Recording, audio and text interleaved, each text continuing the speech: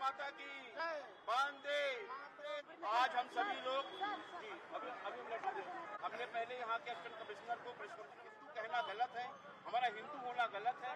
अगर हिंदू दास की जाएंगी, हम आज लाल चौक श्रीनगर से माता की भारत माता की वंदे।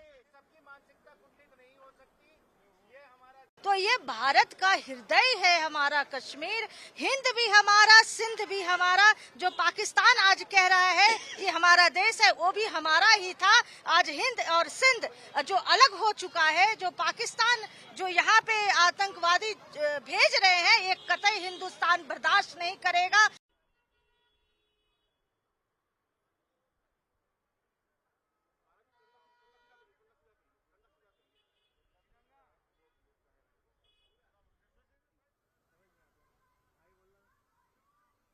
इस जगह पर हैं, हम काफ़ी इस बात को दुखी हैं।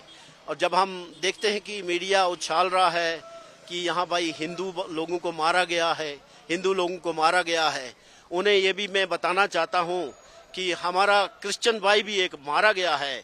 उसका नाम सुशील नथलियल था और वो इंदौर का रहने वाला था। और हमारा एक कश्मीरी मुस्लिम भाई भी मारा गया। और हम वाकई इसको मजम्मत करते हैं जिसने भी ये काम किया है।